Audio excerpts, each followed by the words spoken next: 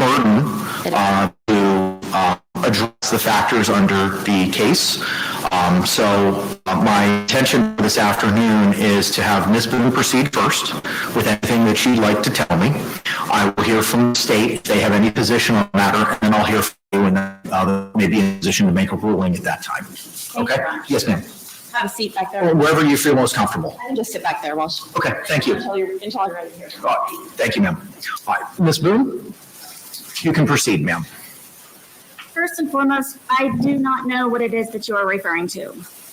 when you say you do not know what I'm referring to, what do you mean? So motion filed by the WFTV and the Orlando Sentinel. Yes, ma'am. So there was a motion to intervene for the limited purposes of opposing closure that was filed on August 12th by WFTV. It was sent to you by U.S. mail at the correct inmate legal mail address on August the 12th. And the Orlando Sentinel's motion to intervene and notice of joinder was filed on August 13th. And it reflects, it said the certificate of service was August 13th at same legal mail correspondence address at the Orange County Jail. Have you received either of those motions? I have not. Okay, I have copies. Oh, perfect. All right. And I do apologize on the Sentinel one, but the e-portal was down for a little while, so we attempted to file it yesterday because it actually got filed. That's why I was saying it. The certificate of service reflects the 13th, but the filing information is of this morning. All right, Ms. Fugate has, I am pronouncing your name correctly, am I not? Thank you. Ms. Fugate has provided copies of those motions. So Ms. Boone, if you'd like to take a look at those, feel free to take your time to review them.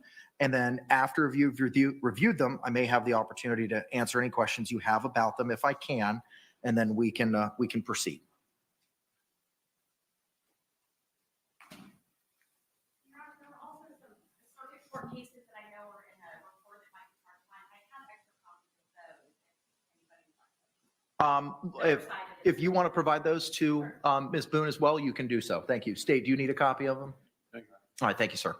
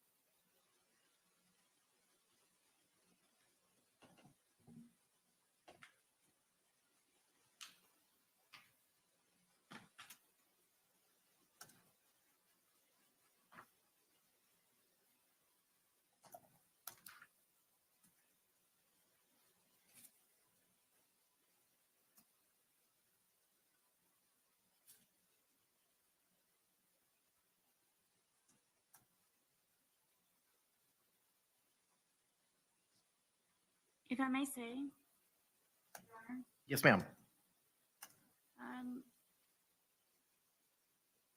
one of my topics of discussion, as you know, are the requests in regards to the laptop and internet being one of the most important. Would I have had access to that, I would have already had this and not had to sit here unprepared. I believe that is a major violation to my due process of me not having these in advance to prepare properly and to utilize the court's time and everyone else's here by me having to do this now. So I wanted to put that out to you that I am unprepared for this. I did not know that I had a statement to prepare as everyone else requested also prior to being here. Ma'am, you were provided the case law as you had requested at our last hearing. It was mailed to you.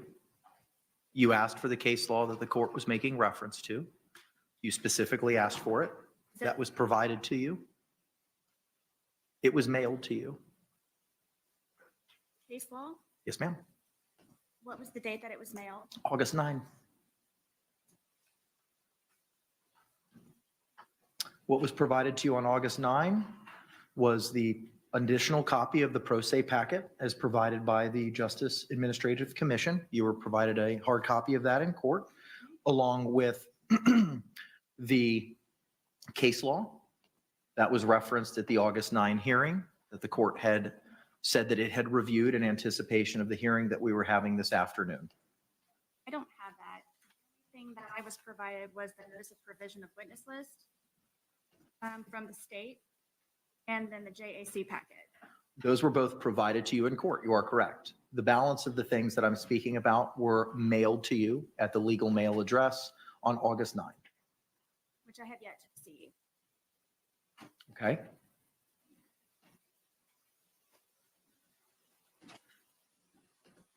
Ma'am, with regard to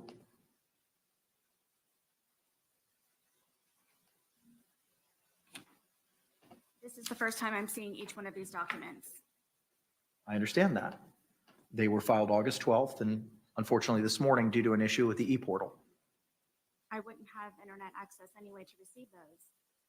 they were sent to you via US mail as Day well. before yesterday? Yes.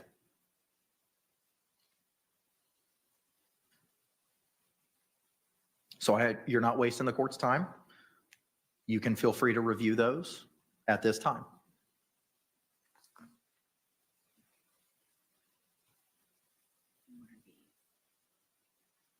Is this the case law you're referring to? State versus Smith? I believe that those are the circuit court opinions that are referenced in WFTV's motion, which cite to the Miami Herald versus Lewis decision, which is the controlling law on this matter. All of these are yours? And these are mine to take? Thank you.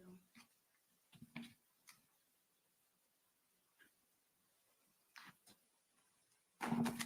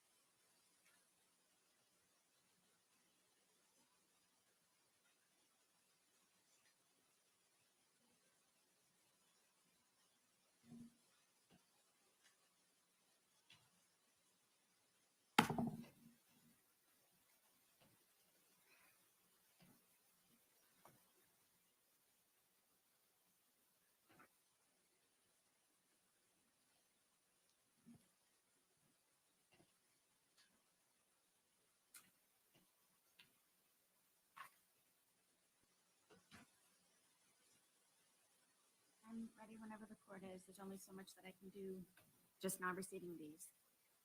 I don't have any opportunity to look up any case law of my own in the meantime, so.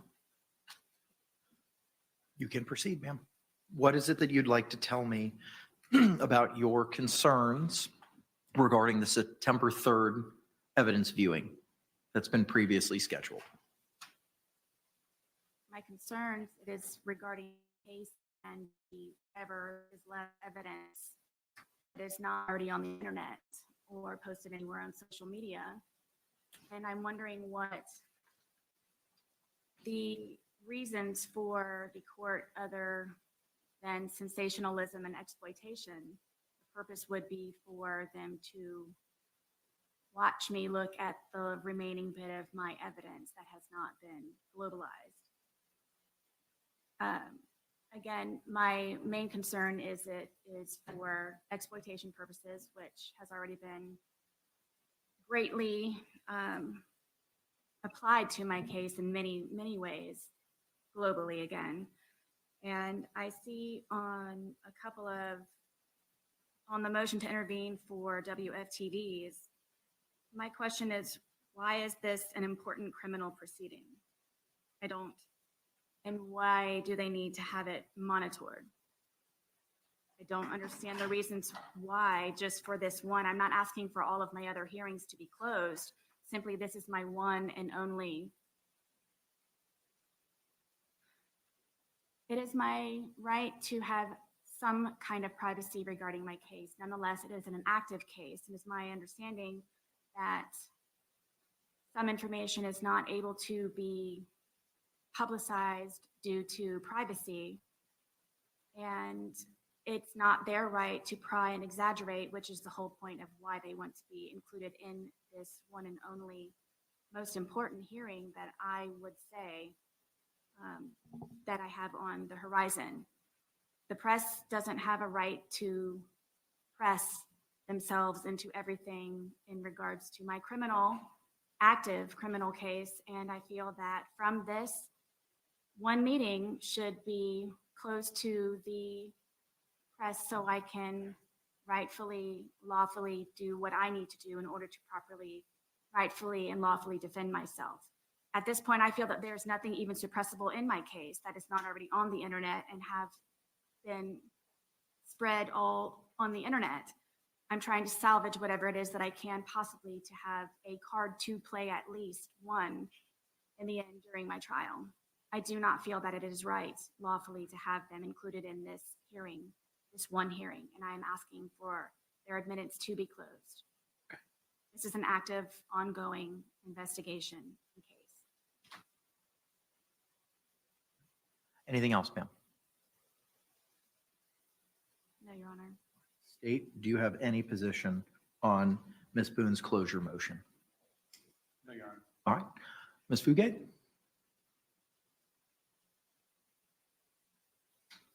Thank you, Your Honor. I think Ms. Boone's argument really flips the question. It's not why the media wants to be there. What transpires in the courtrooms, even pretrial hearings, is public property, and there's right there. I'm going to go over this because I know Your Honor knows it well, but it's a very strict standard, and it's the plaintiff's burden to meet. I haven't seen a case in Florida where a criminal case was closed on a defendant's privacy concerns. We're not talking about third-party privacy concerns or something that's not inherent in the proceeding. This is the evidence. And even with respect to the evidence and it being an active, still an active case, Florida law is clear that once discovery is provided to the defendant and accessible to the defendant, that becomes public record. That too becomes open to the public. So with respect to the first part of the analysis, I don't think the defendant has established that this hearing needs to be closed to protect her fair trial rights. Publicity isn't necessarily synonymous with prejudice. She has to show widespread, adverse, hostile publicity, and then specifically show why that publicity is going to be aggravated by access to the September 3rd hearing. Discovery in this case has been public. I'm not sure what specifically would be aggravated by access to the hearing. So I don't think she's met that first burden under Lewis. And importantly, the admissibility of evidence, Ms. Boone said she didn't think there was anything suppressible, but even if there was, courts often suppress evidence, but still allow access to the hearings and the evidence themselves. That's fairly routine. That alone, just the potential admissibility, that alone is not a sufficient reason under Lewis to close a hearing. And as your honor is aware, there's plenty of alternatives under the second factor to protect the defendant's fair trial rights. You know, careful questioning and jury selection can protect against publicity. The courts of this circuit have had their fair share and are well familiar with high-profile cases, and they are well equipped to insulate and protect juries from even prejudicial publicity. And finally, any closure would have to be effective and broader than necessary. Again, I'm not sure why the hearing would need to be closed, but I think even Ms. Boone has indicated it would be ineffective with what's already out there. And that was a consideration under Lewis. If the information is out there, the discovery in this case has been public, there's no reason to close a hearing that's simply going to discuss things that have already been made public. I think heightened public attention only increases the need for transparency. Closure of judicial proceedings is a drastic remedy, and I don't believe the plaintiff has met her burden in this case. Okay. Unless you have any other questions. I do not. Thank you, Your Honor. All right. Any closing remarks from you, Ms. Boone? Yes, Your Honor. First, I'm only asking for this one hearing, which is a very important hearing. I believe that the press is simply in it for ratings and publicity. My evidence is active, and I'm trying to salvage the little bit of anything that I have pertaining to my evidence that is not available online, which would be in that hearing. And I also heard she was speaking in regards to once discovery has been received, that is therefore public record. I just received my discovery for the first time, and I'm still reviewing most, if not all of it. And I have not had the time to go through all of it, but I literally, on the record, just received my discovery to even have an opportunity to prepare to review any of that. And in regards to the hostile publicity, I have letters, I have messages, I have tablet information. I have an entire folder dedicated to publicity in more than one way as being hostile, good, bad, ugly. It's publicity. This will incredibly enhance my inopportunity to have a fair trial because of the already millions of viewers that I have in my case, literally in my case. This would just contribute to it even greater. I'm not asking for all hearings to be closed. I've not had an opportunity to review my discovery, which I just received. I have an entire folder and more information and letters and evidence in regards to publicity, hostile, any type of emotion that you can come up with. I have received from Australia being the most recent. So I do not believe just because they would like to, again, in my opinion, for ratings and for publicity. It's one hearing. There also is a solution that I believe, my understanding was that this could be held at the Orange County Sheriff's Department. The question was in regards to transport, which is a possibility. It was a matter of the decision being with court. I would like to be able to properly prepare for this. Would I have received everything as everyone else? Having the internet would have helped also in regards to receiving the notice via email, as everyone else had. I'm sitting in front of you, yes, unhandcuffed, but I am unprepared for this rebuttal in regards for me to have privacy, expected privacy to a certain degree, and by law, to have this one hearing closed. And we also have an active case that is ongoing, active evidence, and there's a solution for it to be held at the Orange County Sheriff's Department as well. Okay. Anything else from the state? I wasn't going to bring it up until after the ruling on the motion, but the parties have reached an agreement to do this on our own. And as soon as that gets accomplished, if it's accomplished to both of our satisfaction, then I'll let the court know so you can create the hearing time. Okay, we'll address that momentarily. Ms. Fugate, anything else? All right. Under the Miami Herald versus Lewis case, ma'am, Ms. Boone, you had the burden of producing evidence and proving by a greater weight of the evidence that closure is necessary. What has been presented today has failed to meet that burden. Your motion to close the September 3rd viewing is denied. The court will follow up with a written order that you'll be hand delivered today. Ms. Fugate, if you don't have no longer any business before this court, you are free to go, ma'am. Thank you. Have a pleasant afternoon.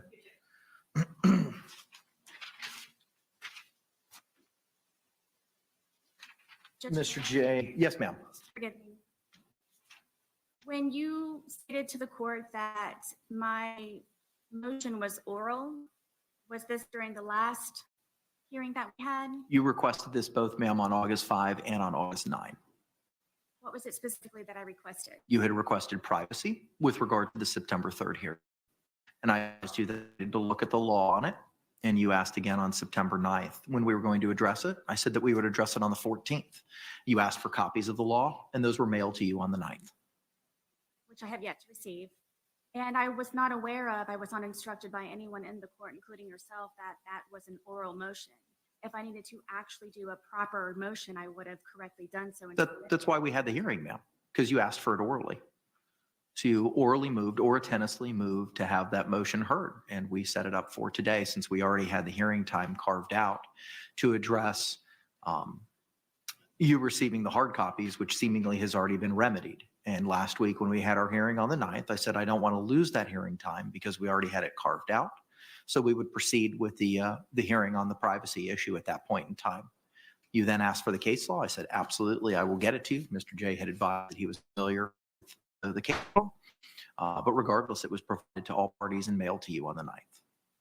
Which I have yet to receive, and I was not instructed by anyone in the court that that was an oral motion for me requesting privacy. I thought it was just a comment that I could have on record. I didn't know to do anything further. That's why we set the hearing, because it was something that you had asked for. And that's clear in the order that was provided to you on the 9th as well. It says that we would have a hearing today on the 14th. And when did I receive this? Well, that was orally told you on the 9th. The letter itself was mailed to you on the 9th, but the order itself was read to you during the course of that hearing. Specifically on August 14th, 2024 at 1:30 p.m., a hearing will be held in courtroom 12A, Orange County Courthouse, 425 North Orange Avenue, Orlando, Florida 32801, regarding defendant's review of the USB drum drive, which contains the state's digital evidence. The defendant's August 7th letter to the court, delivered to the court on August 9, and the media's participation in the physical evidence viewing on September 3, 2024. The pertinent case law is attached. That was all addressed with you, ma'am, on August 9 here in open court. In the order I have yet to receive. But it was read to you, ma'am. It was read to you as to what we would be doing today, and that we would addressing the issue regarding the media's participation. And that's when you asked for the case law. And I said, I will give it to you. Absolutely. And it was all mailed to you on the 9th. I'm not ever sure of what it is that I'm supposed to be doing with, I guess now, oral and also in writing. And again, I'm sitting here waiting empty-handed for everything that was mailed to me day before yesterday and or could have been readily available on the internet, which I do not have access to. So I'm guessing that your verbalization of the order that you read to me, which I have not received, is supposed to suffice. Ma'am, you were told about the hearing in open court on Friday, August 9. If I knew to be prepared, I know that everyone knows that I would be prepared, which I am unprepared because of. That's certainly your opinion that you're entitled to. Any reason for Ms. Fugate to remain? State? Okay. From the state. All right. Ms. Boone, any reason why counselor for the Orlando Sentinel and WFTV should remain? No. Okay. Thank you, ma'am. All right.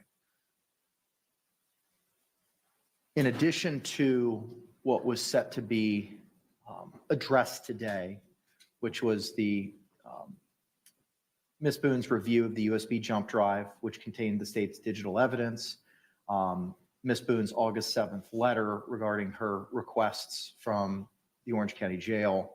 Mr. J, you made reference to a potential change in the September 3rd meeting. I want to hear about that, sir.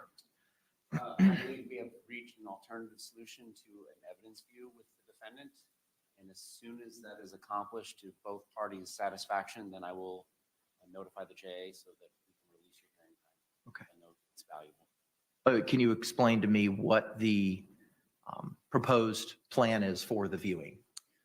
There will be a time and place where the evidence will be brought, the defendant will be brought, and she will be given as much opportunity to experience an evidence viewing like a defense attorney as possible.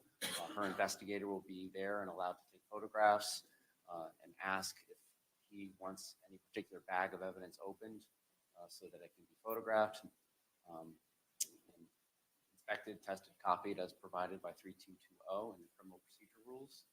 And then the evidence will be brought back to where it's stored, and then the defendant will be brought back to the Orange County.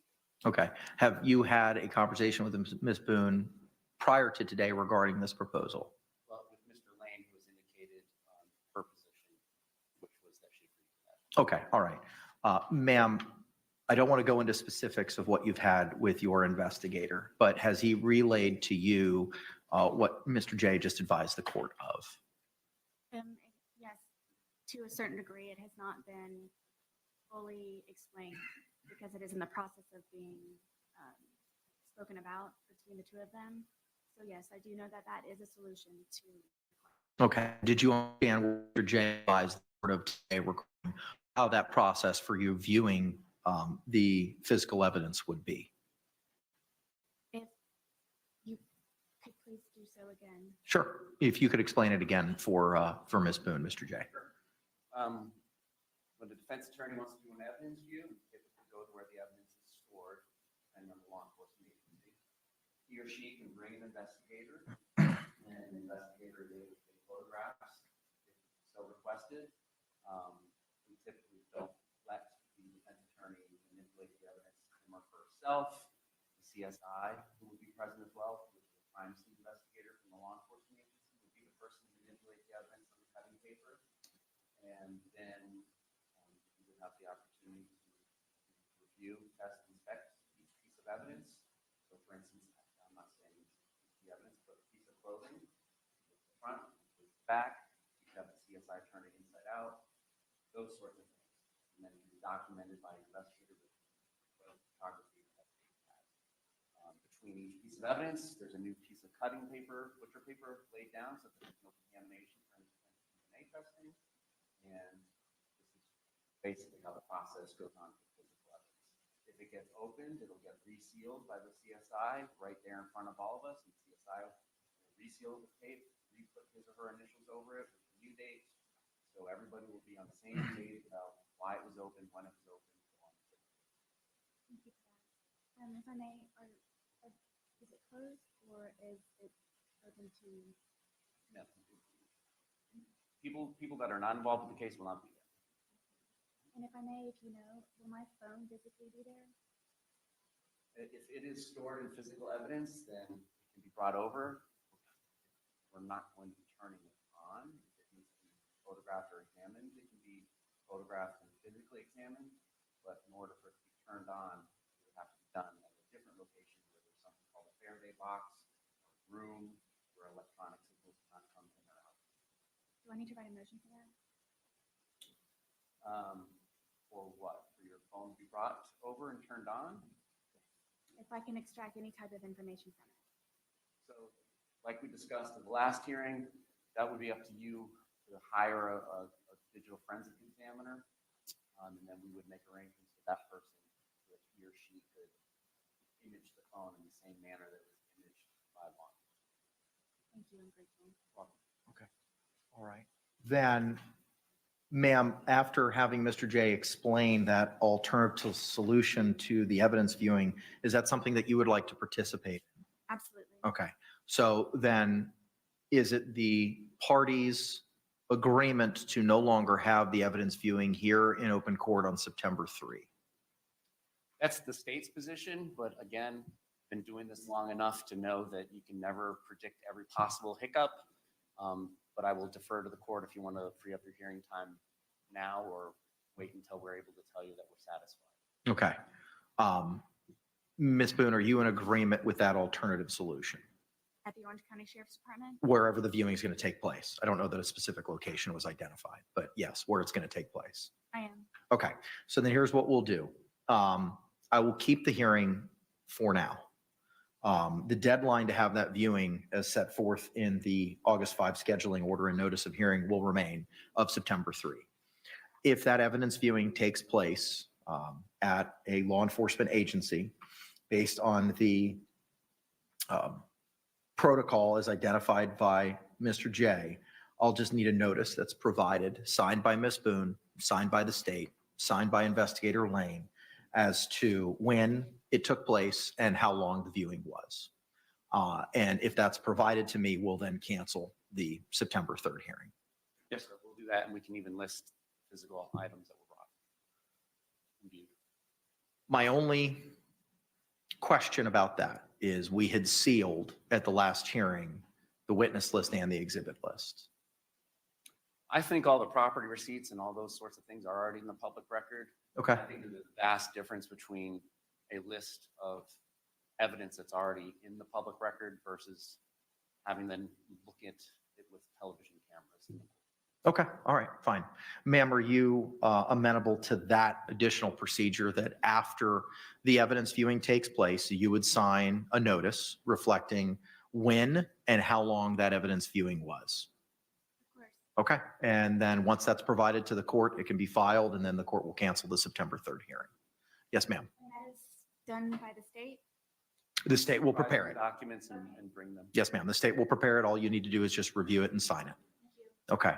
All right. Thank you, Mr. J, for providing an alternative solution.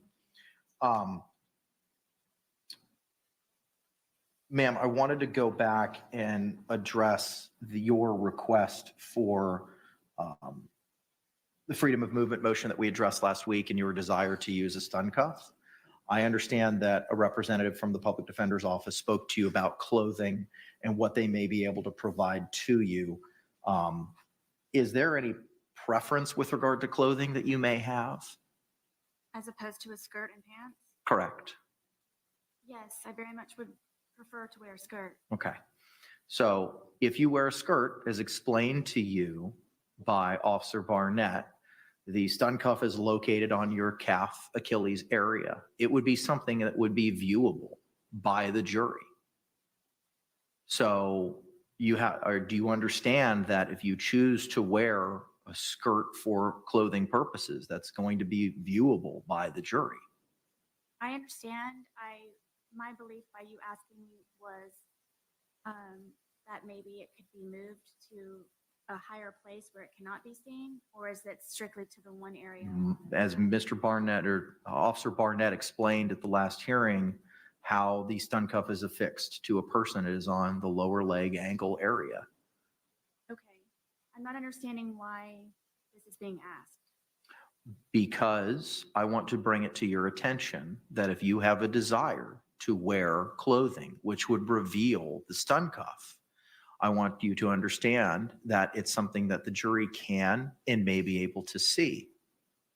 I understand. Is it a decision I need to make today? It's something that you need to consider. I have. If you're wearing pants, they obviously cannot see it. If you're wearing a skirt, they can see it.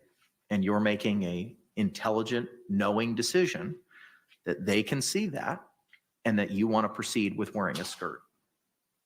Your other option, if you do not like either of those, is the parties will remain, you'll be hands-free as we discussed, but you'll have the leg restraints like you have today, and everyone will conduct everything from counsel's table.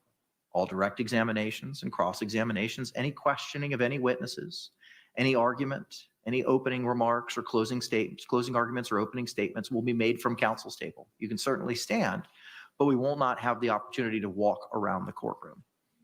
Now, I know that we talked about in our last hearing that we would have another hearing when we have our trial case management in September, addressing the box as to where everybody would go to. And last week on the 9th, I said that we would limit access to from counsel's table to the podium, and we wouldn't be allowed to approach a witness or the jury. And those same restrictions would be placed on the state as well. I'm not telling you what to do. I'm just giving you a series of options.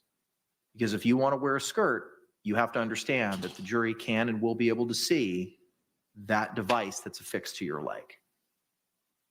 And by my hearings that we have spoken about the stun cuff, they are televised, correct?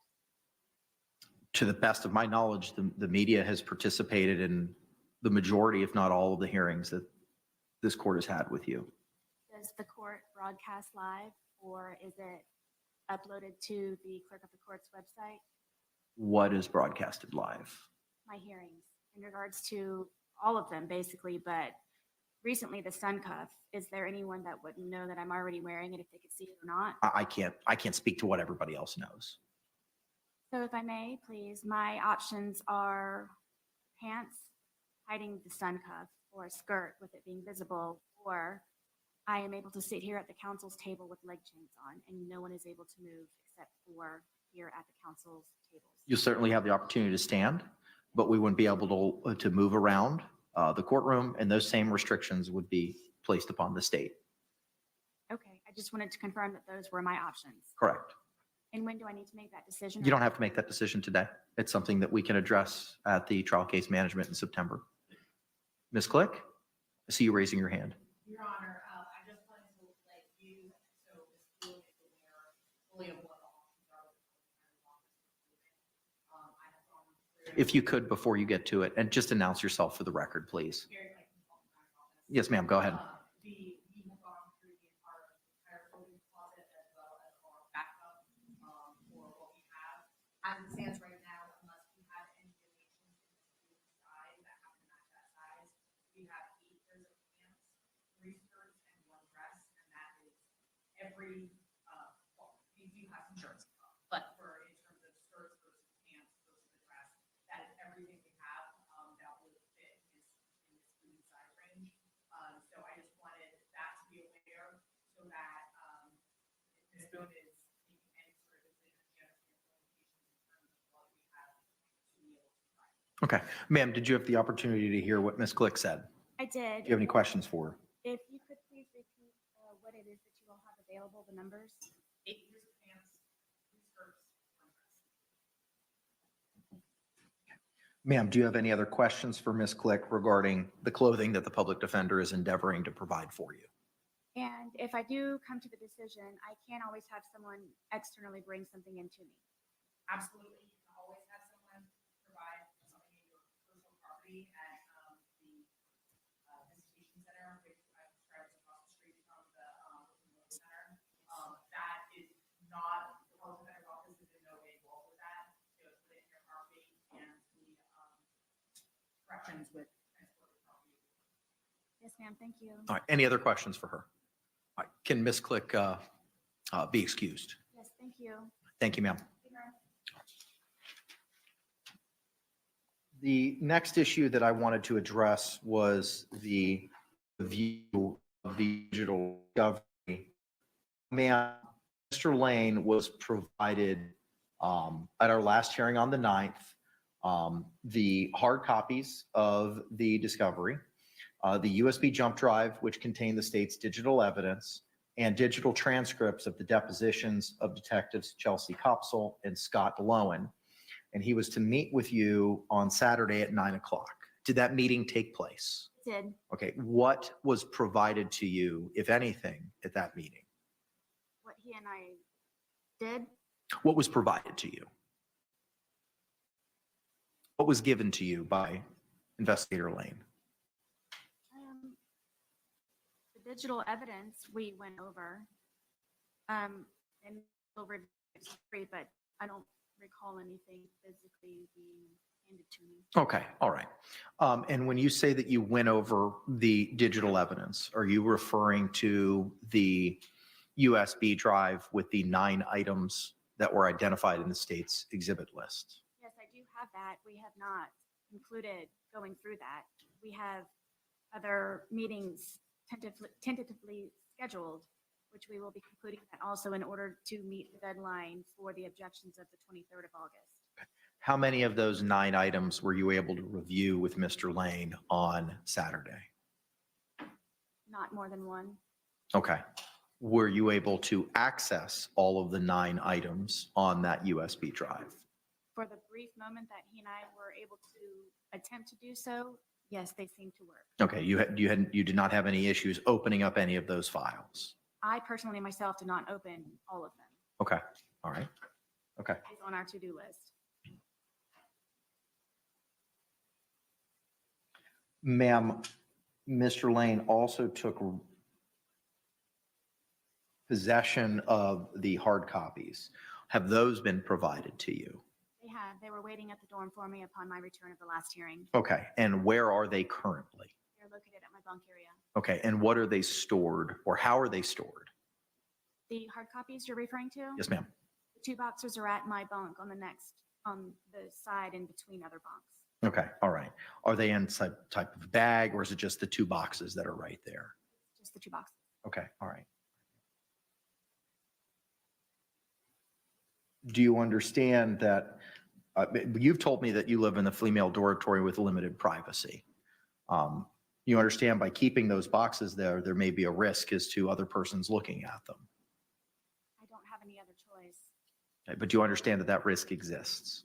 Of course. Okay, do you understand that there's a risk that those items could disappear? I understand. Okay, all right. Do you understand that it's your request and choice to keep those documents in your possession? I do, and I'm also requesting in my letter to the captain and to the major to also be able to store all of the USB drives and the hard drive in my locked drawer also for an extra security measure. Okay, all right. I see that we'd have Investigator Lane here. Sir, if you can come out. Madam Clerk's going to go ahead and swear you in.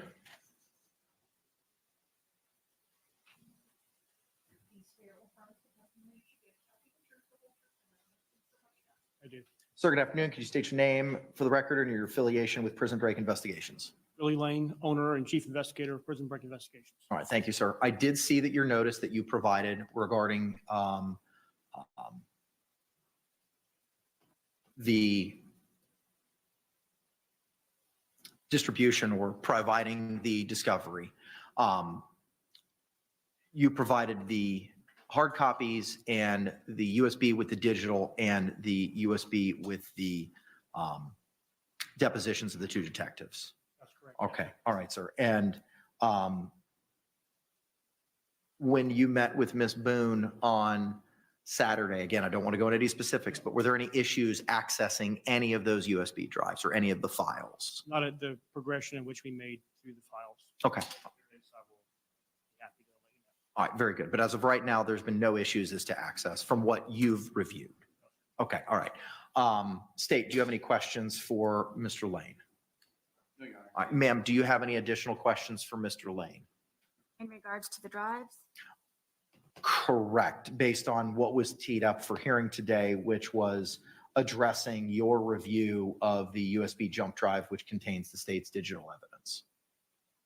Mr. Lane, are you able to briefly meet with me downstairs after this concludes? I'm not sure if that's permissible with the policies and procedures. If not, I'm going to try and schedule a meeting with you. Okay. Any other questions for him, ma'am? No, Your Honor. All right, can he be released? Yes. All right, state. Yes, Your Honor. I thank you, sir. Appreciate you.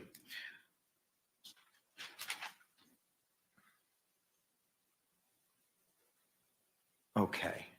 The next, ma'am, is your letter from August 7th to Captain DiGiovanni, which is the court has had the opportunity to read.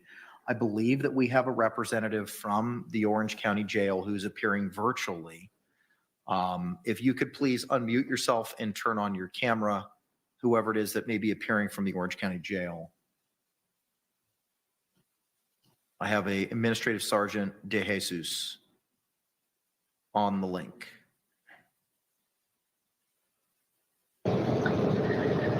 Good afternoon, Judge. This is Captain Gina DiGiovanni with Orange County Corrections. I'm the captain of the Female Detention Center.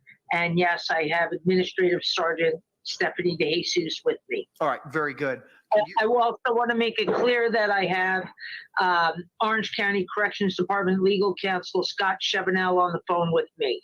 Okay, very good. If all of you can, if the Captain DiGiovanni and Sergeant De Jesus, if you could please, I only see you, Captain. If Sergeant De Jesus can come into frame, we'll have Madam Clerk swear you in.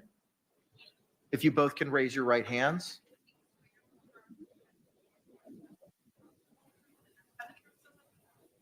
Yes, ma'am. I do. All right. Could you both state your names for the record for me again? Administrative Sergeant Stephanie De Jesus.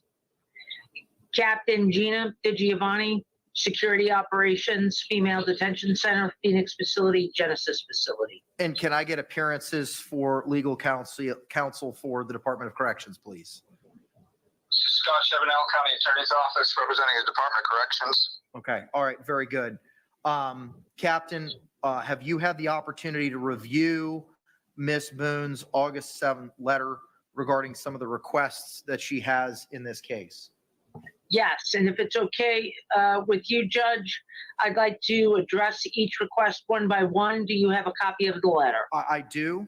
And we can proceed with the 7 different items that she has requested. So if you Actually, so with number 1, the request to have her review time extended, I can make the extension in the following fashion. We'd still have to collect the laptop at 4 p.m. This gives the staff and supervisors the ability to conduct the afternoon head count, conduct the meal dinner service, conduct the shift change, and then the evening head count.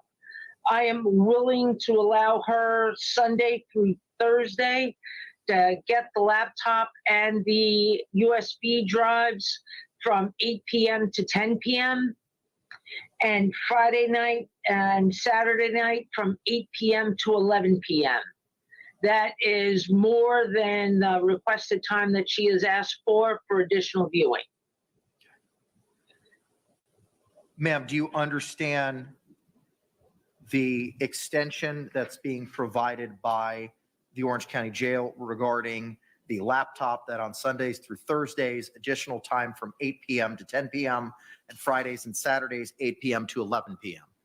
Correct, with them collecting it at the normal 4 p.m. time. Correct. Yes, All right. Do you have any questions regarding that extension? I do not, Okay. Is that acceptable? very much. All right. Moving to the next issue, Captain, the USB drive security.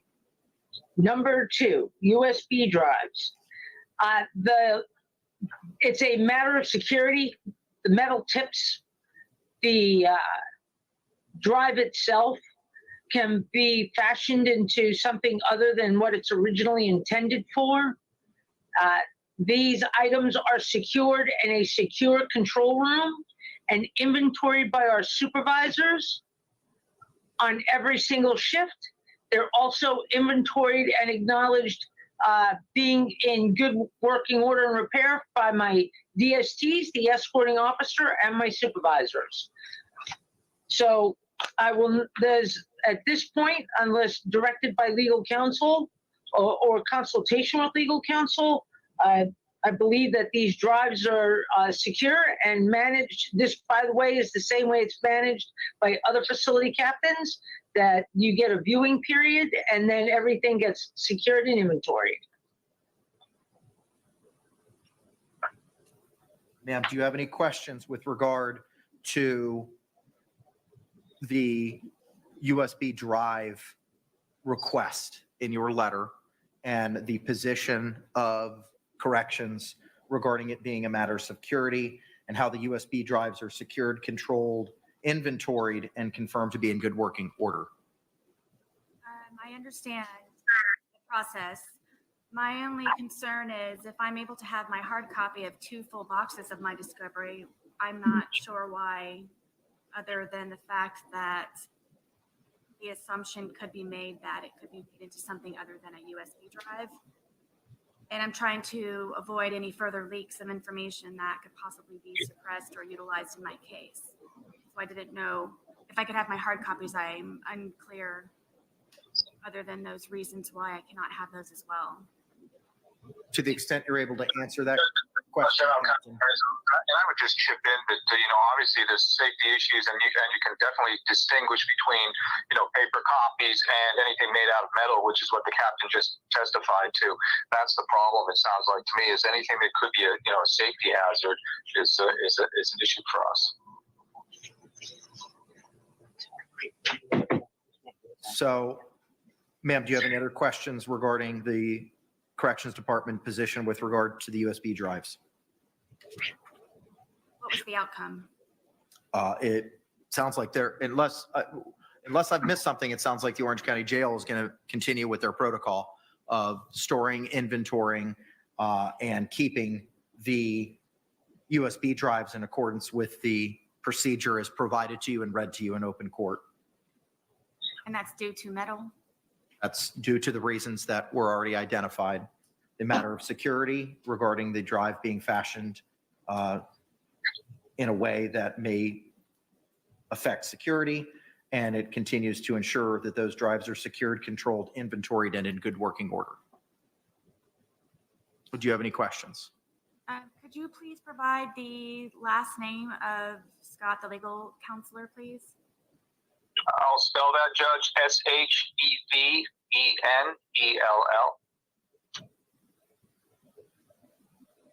One more time, please. Shevenell. Thank you. With regard to the third request is to a classroom, Captain DiGiovanni. So that classroom is a multi-purpose classroom. It's used by programs and chaplain services.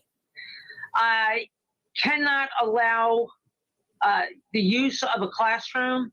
What I can offer is if the defendant is willing, I can move her to a housing unit and place her in a secure cell where no one will disturb her, and she can review and conduct case review. She will still have access to a shower. She will still have access to open day room time. She will still have access to phones, but the review and her location will be in a secured housing location where she would be the only person in the cell.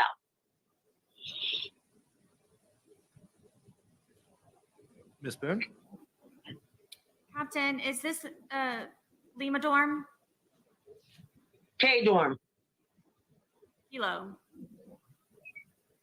So my only options are being moved to the maximum security dorm or my bunk. K dorm is no longer a maximum security. It's a multi-purpose area with inmates of varying needs being secured and housed there. So it is not the maximum dorm any longer. That's correct. And I'm unable to utilize the classroom for an hour or two per day while it's dark the entire? That's correct. And if I may ask, other than it being accessed on a rare occasion of the two classes that do participate in that classroom, why is it that I'm unable to sit and be viewed by the officers at all times in my dorm comfortably to be able to utilize the phones on a regular basis, the day room on a regular basis, to be able to go outside to recreation, to have just for fresh air? How is that?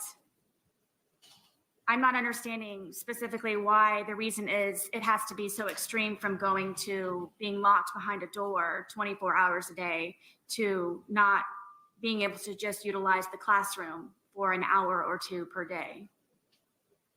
Ma'am, you will still retain your rights as an inmate and have access to all the services and day room time that you currently have during the same operational hours. And instead of having to move items from a housing area into a classroom where the officer may have line of sight, I cannot guarantee that my officer will have continuous unfettered access to you to ensure the safety and security of that classroom while something may potentially occur in the housing unit. So as a matter of security to the rest of the inmates in the housing unit that you are currently assigned, my staff and the facility, I can make the accommodation where I could put you in a single person cell where you would have unfettered access, uninterrupted access to your case material, and still have my officers in the housing area where if you had a question or you wanted to take your shower during normal day room time, you would be able to do so.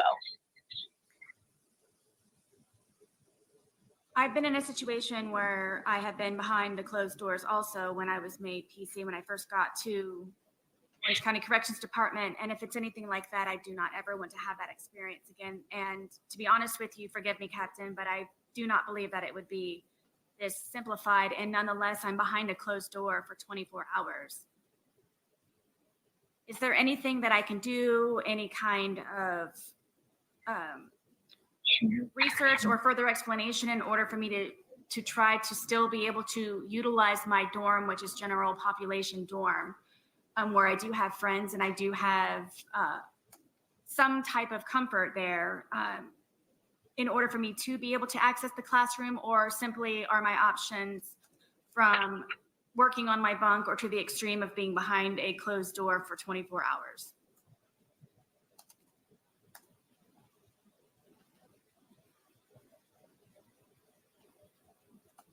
Captain? Judge, I'm going to object to that question. It calls for her to speculate at this point as to what all the other alternatives may be. She's simply here to, responding as to this particular request, and now she's asking her this broad general question about alternatives.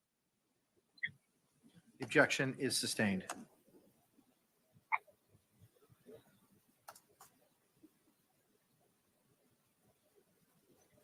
In regards to number 4, earphones or headphones, I would need to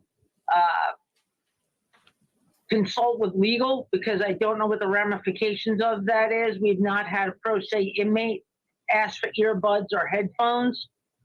I would have to defer to legal counsel and my chain of command for guidance in that request.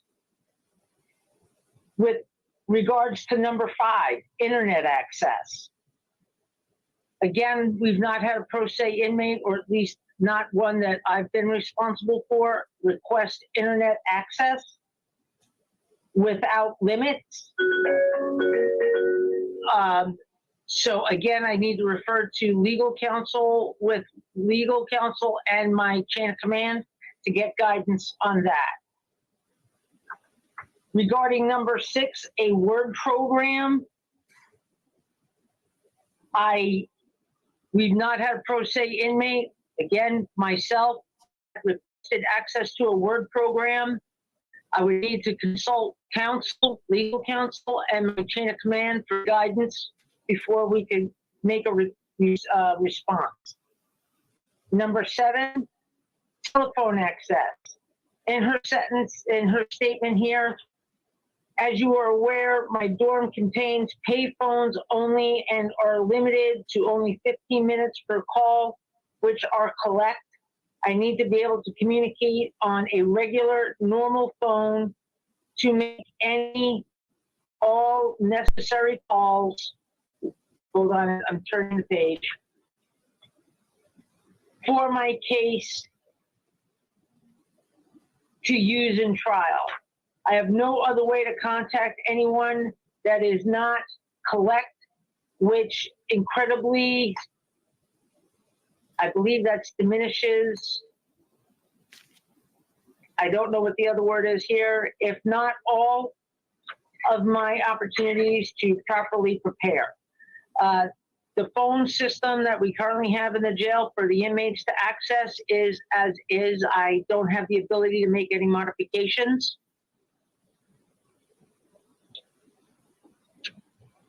Number 8, discovery hard copies. It seems that Ms. Boone already has access to her hard copies.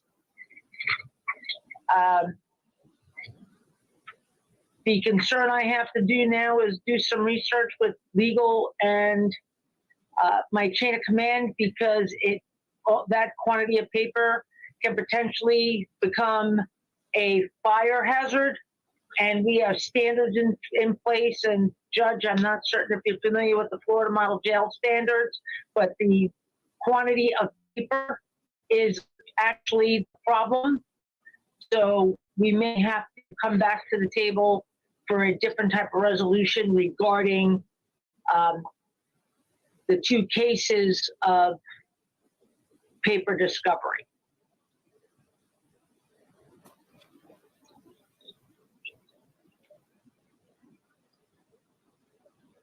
All right. Ma'am, do you have any questions regarding Captain Giovanni's and the Orange County Jail's position with regard to the earphones, headphones, internet usage, word processor, telephone, and the concern regarding the hard copies and it being a fire hazard? I do, and I was also including number 3, the classroom utilization. I just want to make it clear and in open court that I want to have the understanding with everyone that it is an option of mine to decide to remain on my bunk with this discovery in the laptop, and it is or my option to be moved, but I have the ability to make that decision. Judge, I have no objection to that. I am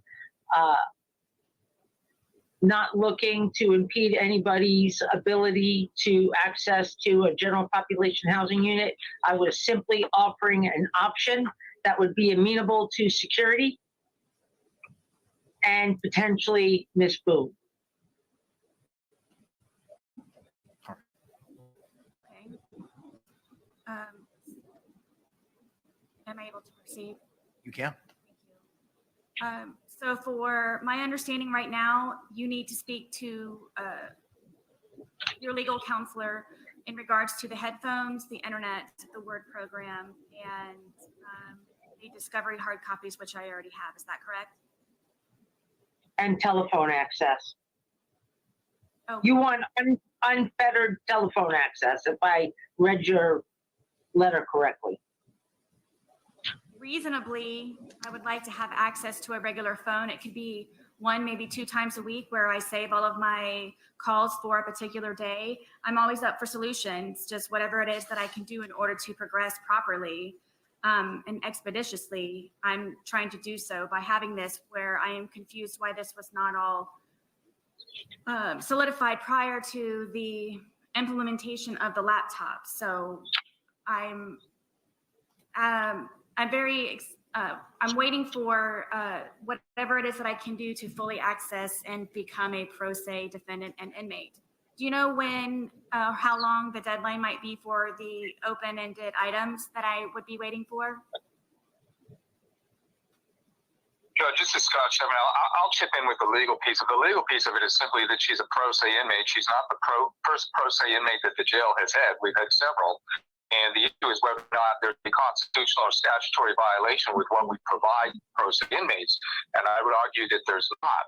She has access to the court as required by the law. Everything she wants is over and above, what our typical stance is for pro se inmates. And all those policies are in place for a reason.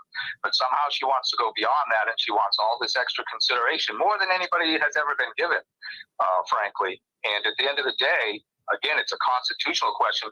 Is it a violation of her constitutional rights, the restrictions we have in place? And I would tell you it's not. Is that a position, Counselor, that you're taking today? Because Captain DiGiovanni had stated she needed to consult with legal counsel as to the issues of the headphones, internet, word processing, telephone issues. Is that the position that you're taking today, or is that something you need to further investigate to have a final position as to that? No, that's my piece of it from the legal end. Now, of course, she's got to talk to her folks as far as the security end of it, because a lot of those things are in place because of security concerns. But from a legal concern, I can easily answer that today. And the answer again is, she's legally, she's allowed access to the court and all these other things that she wants. And really, and I'll tell you what the case law says. The case law says if she's pro se, she's entitled to get, a paper, a pencil, and some stamps and some envelopes and those types of things. That she wants unfettered access to the phone and she wants to make calls all day and night. At the end of the day, I'll also say there's case law out there that says, she's gone through, I think, 8 attorneys in this case, and she had several attorneys appointed to her case, and she's kind of put herself in this position today. And the case law is not real favorable to folks that put themselves in that position. Ma'am, do you have any other argument with regard to these requests as to the headphones, internet, word processor, or telephone? So my understanding is that I'm being penalized by Orange County Corrections Department because of their misunderstanding in regards to my, in quotes, 8 attorneys prior. Is that why I'm unable to have anything in order for myself to properly represent myself as a pro se defendant and inmate of the Orange County Corrections Department? I'm not going to answer that Not question. being penalized, just the opposite. She's being treated like every other pro se inmate in the institution. She's not being penalized at all. She wants consideration over and above what everybody else has. If I may please, what is over and above? What other pro se inmates, what is it that they've asked for? I don't see how they could successfully even represent themselves without internet and a regular working phone. And I'm pretty sure that they were not able to complete their case and the successful outcome that they were hoping for by being provided simply papers and pens.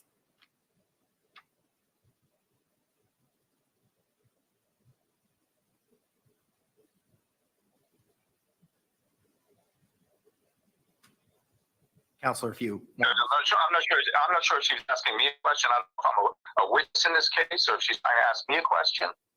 I'm not, you're just simply the attorney for Right. one of the participants, sir. If you're under no obligation to answer that question. You are just providing your legal position with regard to the Ms. Boone's demands and requests. They're simply requests. And I'm not sure who it might be that could answer my question, please, in regards to what prior or present other pro se defendants and inmates have requested. So I might have a guideline of something to go with forward. And I, again, do not know what is above and beyond simply asking for more than paper and pens in order to properly and rightfully and lawfully represent myself. Counselor, to the extent you want to respond to that, you can. Yeah, I mean, Judge, like I said, we've got tons of pro se inmates that have come through, that are there right now, that have come through the jail, and they get standard treatment. And she wants a lot of things that are over and above that. For instance, again, unfettered phone calls. She wants to keep things in her cell that she can't normally keep, that they wouldn't allow folks to keep. So there's a lot of issues. I mean, that's a wide open question. But, can I speak to everything that everybody's got in the past? How many pro se inmates we've had that have come through the institution? No, but I can tell you that, we could probably find plenty of examples if need be as to what people have received in the past. And it's nothing close to what she's hiring or arresting today. Okay. Ma'am, with regard to your state, do you have any position with regard to any of these matters we've addressed? Okay, thank you. All right, ma'am. So with regard to your request as to the laptop, this jail will be able to accommodate your request, and those extensions will be provided as placed previously on the record. With regard to your request to hold the USB drives in your own personal lockup, for the reasons identified by counsel Chevenel, it's a matter of security and the protocol which secures, controls, inventories, and ensures in good working order the USB drives will be complied with, so that request will not be accommodated. Your request for a classroom similarly cannot be accommodated for the reasons identified by Captain DiGiovanni on the record. However, there is an alternative housing offer that can be provided for you. With regard to your request for headphones, that has been rejected and denied by virtue of legal counsel's argument and what is being provided to you. With regard to the internet, word processor, and telephone, again, for the reasons that counsel for Orange County has identified, those cannot be provided to you. The court does note that you do have the services of an investigator, and JAC provided you $1,000 and $1,000 for travel for your investigator. To the extent as requested for the purposes of internet for locating witnesses and experts, you have a personal private investigator that can utilize, who can do that for you. I know you've made requests previously to look at your phone to find contacts and information. You also have a private investigator who would accomplish some of those tasks for you. And those can be communications and conversations between yourself and to your investigator as to who and when and where and what persons you might be able to seek to find.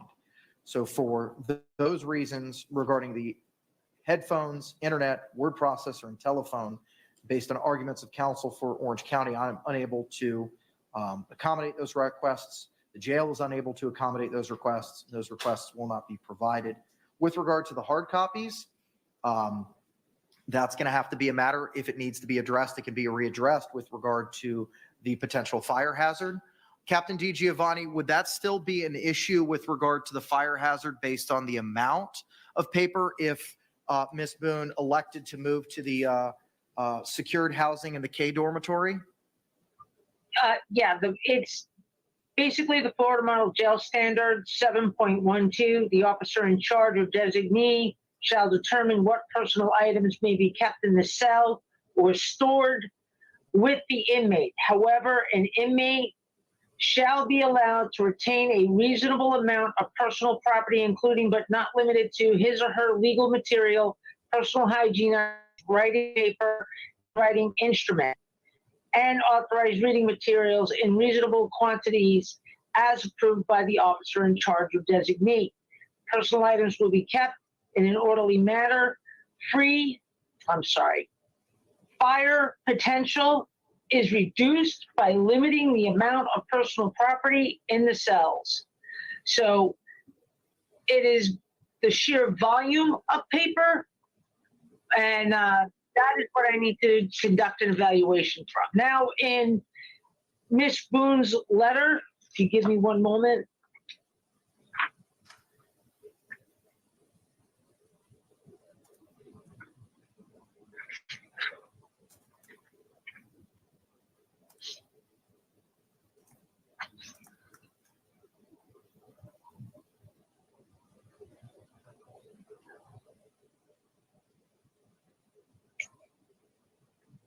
In number 8, discovery hard copies, she writes the following: as I am presently, I can keep these in the permitted property bag discreetly located at my bunk. I will purge the documents I have now and keep only new discovery hard copies.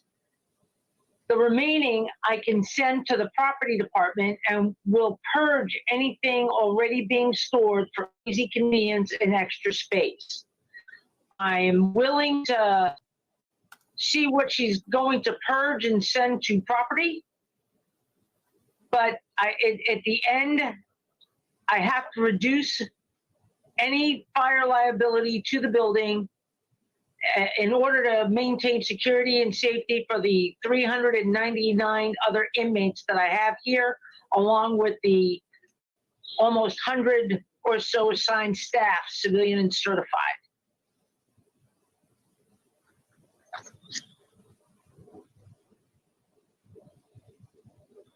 I will also say that pro se inmates in the past have been afforded a second fire retardant property bag, and I'm willing to issue a second fire retardant property bag to accommodate the excess, but anything over and above that, we may have to find an accommodation. And based on the willingness of the letter that Ms. Boone has written, she articulates clearly that she's willing to purge and send to property any paper that's over and above. Do you have any questions? And Well, no, go ahead. and I I'm can sorry. have that second property bag upon her return this evening. Ma'am, do you understand the second fire retardant bag could be provided to you regarding the hard copies of the discovery? I do, and it was already provided to me, but the boxes unfortunately do not fit in the bag, where I did attempt numerous times and even had others try to help me put it in the bag. I also did not know that they were fire retardant bags. I have the one already at my bunk, and I'm in the process of trying to figure out what needs to be purged. I also have my second family law case that I'm trying to be able to obtain those copies at my bunk as well, because of the difficulties of receiving and delivering anything to the property department, which is why I came up with the solution of me trying to purge what I can specifically to be specifically removed from the jail completely by a friend who can come and pick that up. I was just waiting for this hearing to happen so I can figure out when to tell her to come to do so.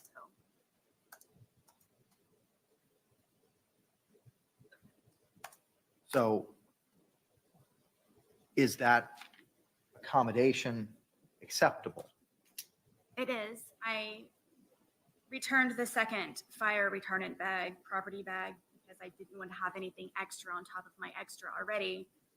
And it is not able to be used for anything that I can put in there where I already have everything in the boxes in the one bag already being occupied.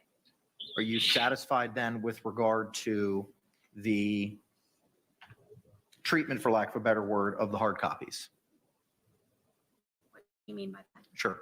Are you, the procedure for having them stored and where they're kept is identified today? Is that acceptable to you? Meaning I can have them where I have them now? That's my understanding. Judge, may I say something here? Sure. Okay, and thank you for allowing me the interruption. The cardboard boxes are not authorized by the fire marshal. The fire retardant bags are. So the documents are going to have to come out of the cardboard box and into the fire retardant bags. Ms. Boone? I would have to figure that out for the voluminous amount of paperwork that are contained in those two boxes. And there is no way to organize or separate. So it would just be a large mass amount of papers. So if I may, in the meantime, try to come up with some type of organizational structure of those two fire retardant bags with my hard copy discovery enclosed in those. If I could please do so. Mr. Chevronell, Captain Giovanni, is there any way we can give her an additional bag or so and she can switch it in and out of property or whatever it may be, provide her an additional bag that may help her to separate her documents? I could provide the third fire retardant bag, but it's the encroachment into another inmate's area. It's a limited space. But the cardboard box can't remain. And Judge, if you recall my request, I had asked for all of this to be placed on a USB drive so that we would not have the paper in the jail for this very reason. And I understand that. And Ms. Boone has continued to request the paper copies. And that's why everything was digitized, so that she would have that access to it. Everything has been digitized, but she has continued to request for those, and we're trying to make that accommodation for her as well. Yes. Scott, if everything's digitized, why do we have to get the paper?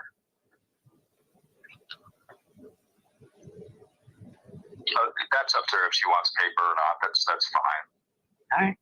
It was never my decision to have anything digitized in the first place, and nonetheless, it's being put on a laptop that is not even fully accessible because some of the programs do not work, which I have not had the time yet to continue to go through everything that are on the USB drives.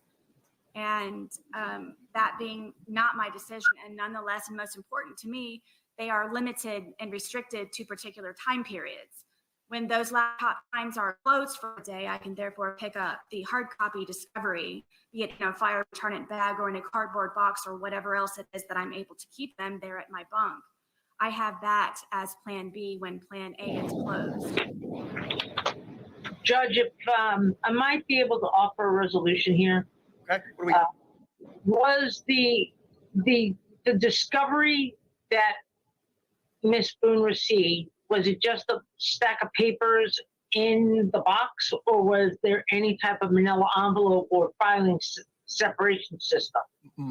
I haven't looked at them. I haven't copied them. They were opened in court back in, I think, June 28th, when we had the hearing where the court found that Ms. Boone had forfeited her right to court-appointed counsel and alternatively have waived that right by virtue of her conduct.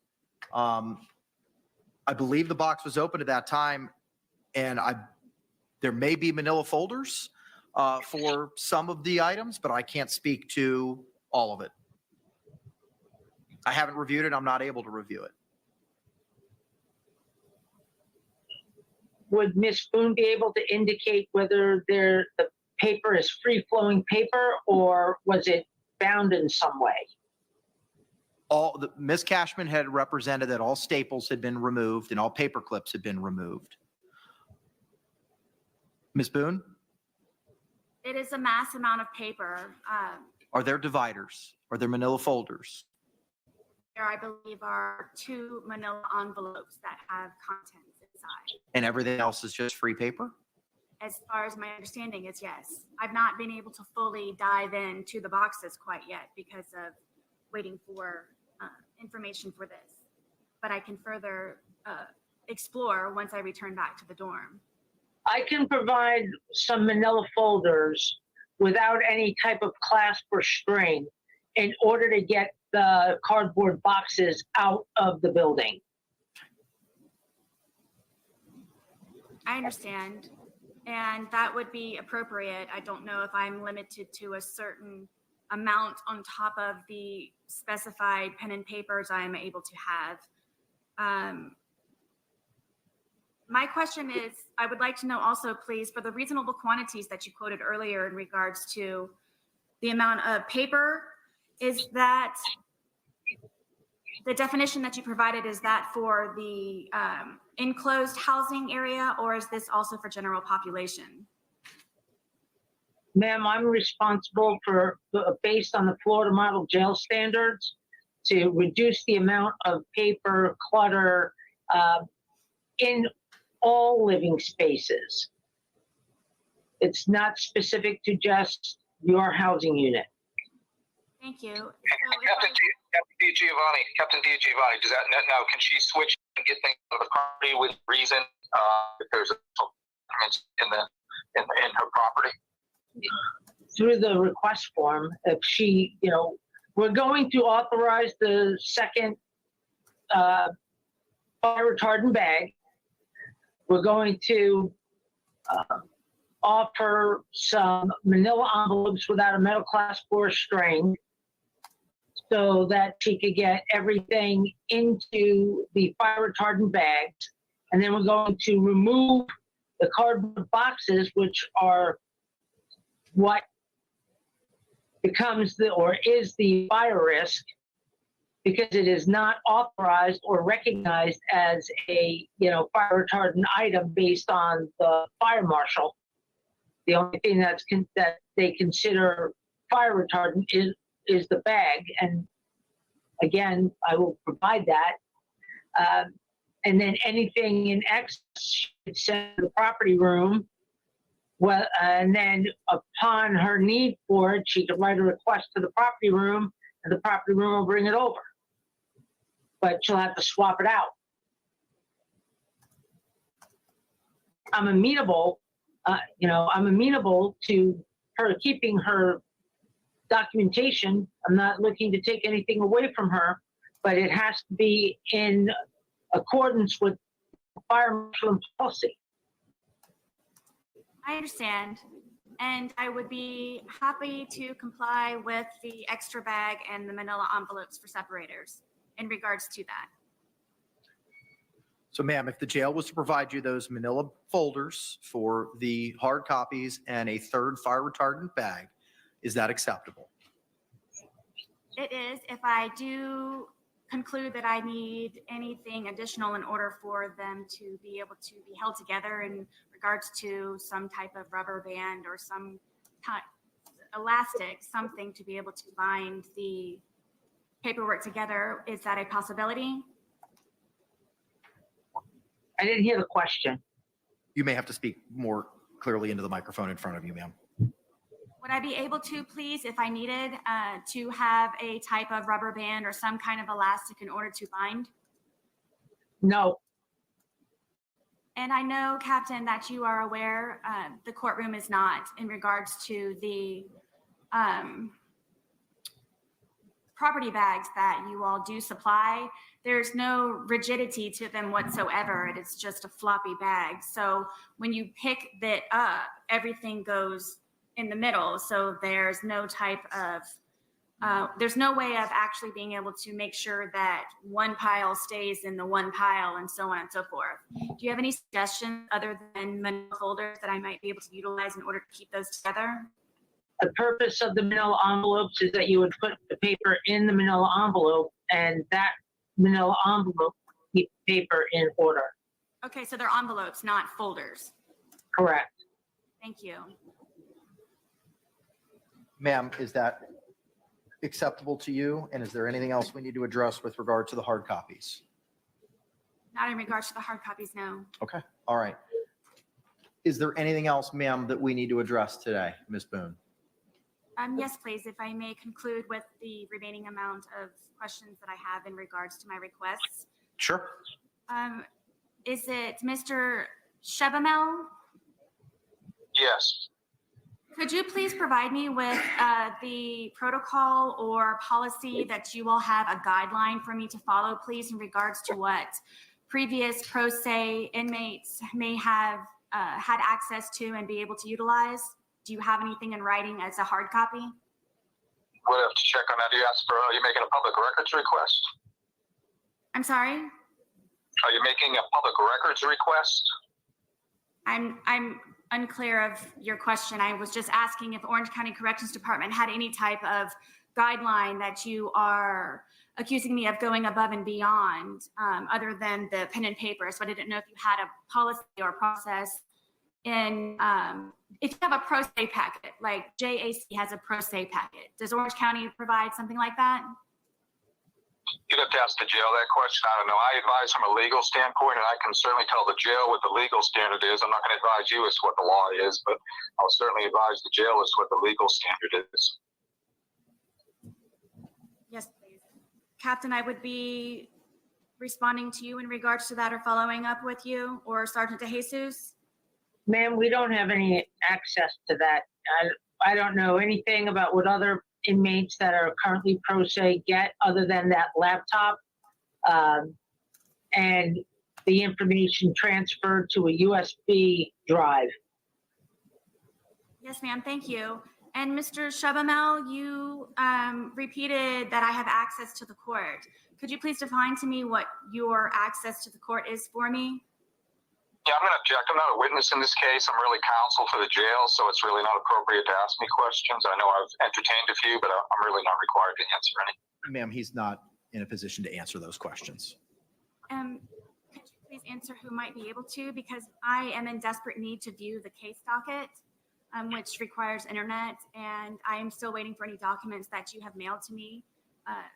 I am unprepared, it seems, every single time now sitting here at the counselor's table with not the same information and opportunity and advantage as everyone else in the courtroom because I'm waiting for the mail.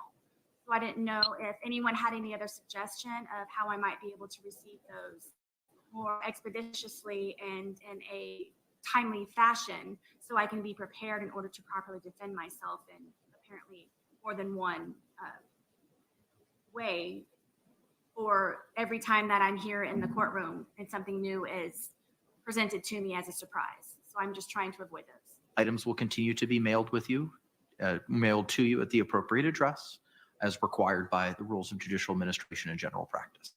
So if I may please clarify, my understanding is the only way that I can receive anything is through United States Postal Service. I'm not going to answer that question because that would be me potentially providing you legal advice. But what I can tell you is that items will still continue to be mailed to you as required by those rules. If I may please just make sure that everyone is aware that I cannot be properly prepared, as you can see now and prior. I just want to make sure that everyone is aware and understands that. Ma'am, for the reasons that we've discussed previously, I understand that. You're entitled to that opinion as to your pro se representation of yourself. Anything else that we need to address today? Ma'am? Yes, I have a motion that I would like to submit, please. Okay. Is there anything else that the jail needs to participate in with regard to this hearing? Captain, would I be following up with you, or who would I be speaking to when I return to the dorm? In regards to what? I'm wondering in regards to the guideline and when and how the discovery hard copies, will the property bags be waiting for me when I return? I will take care of that with my supervisors that are on shift. Yes. We will need the cardboard box so that we can dispose of that properly. Yes, ma'am. And if I may, do you know why it was not approved prior when a supervisor was the one who delivered it to me?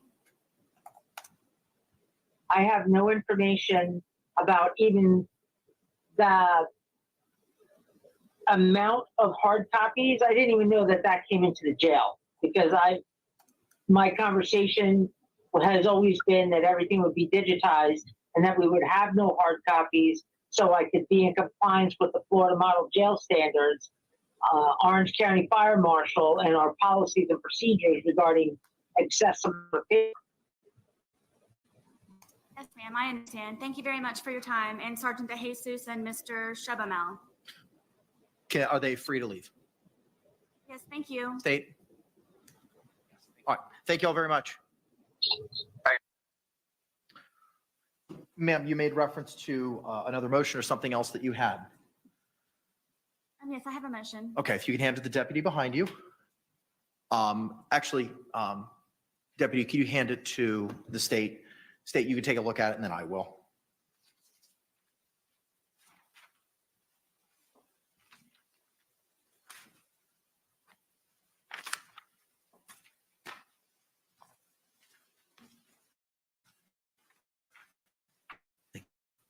Give me a moment to take a look at this.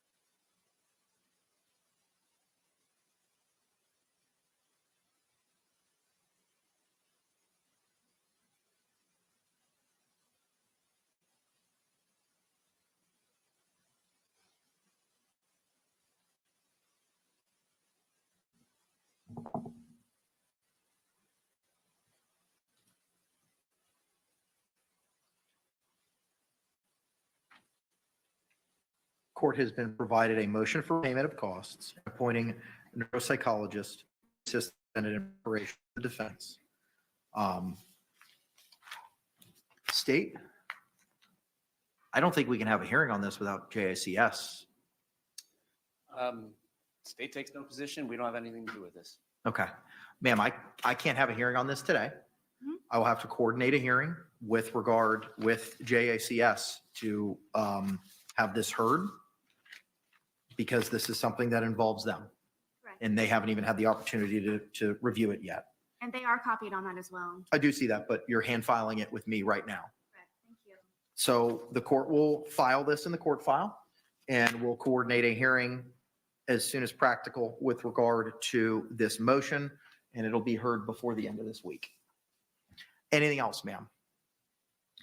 Just to confirm, please, for the next deadline for my responsibility to meet would be the August 23rd for the objections to the state's USB drive that they provided. As identified in the court's order, that is the deadline.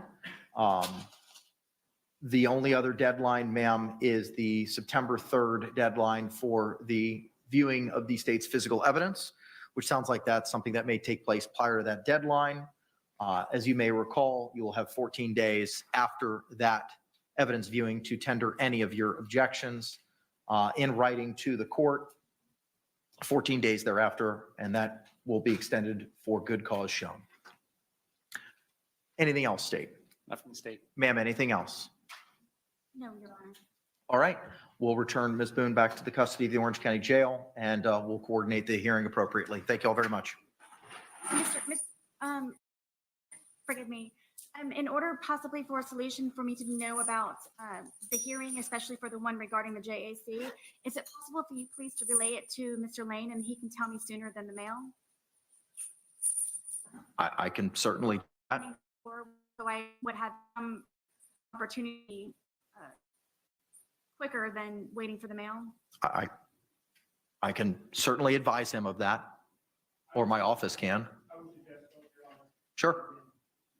Okay, I understand. All right, just so for recap purposes, with regard to the motions to intervene as first addressed this afternoon, the court orders that the defendant has failed to meet the burden of producing evidence and proving by a greater weight of the evidence that closure is necessary as required by Miami Herald Publishing Co. versus Lewis, 426 Southern 2nd, 1 at pinpoint 8 by the Florida Supreme Court 1982. As such, the defendant's requested closure of the state's physical evidence viewing with the state and defendant set for September 3, 2024 at 9 a.m. is denied. With regard to the other items that were discussed today, defendant and state agreed to an alternative arrangement as placed on the record on August 14th, 2024 regarding viewing of the state's physical evidence as tendered in open court on August 9, 2024. The state shall prepare for all parties to execute a notice reflecting when the evidence viewing took place and the length of time that the evidence viewing took place. The state shall file with the court the executed notice after the viewing of the state's physical evidence takes place. Defendant's request regarding extending the laptop time has been agreed to by Orange County.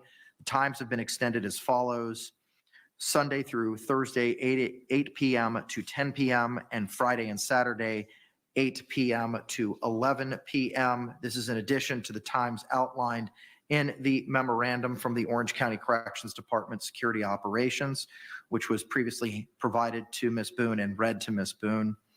Defendant's request regarding the discovery that was provided to the court on June 28, 2024, and keeping that discovery in defendant's possession was addressed to defendant's satisfaction on the record on August 14, 2024, and the balance of defendant's requests cannot be accommodated for the reasons placed on the record on August 14, 2024. Ms. Boone, you'll be given a hard copy or hand-delivered a copy of these orders momentarily.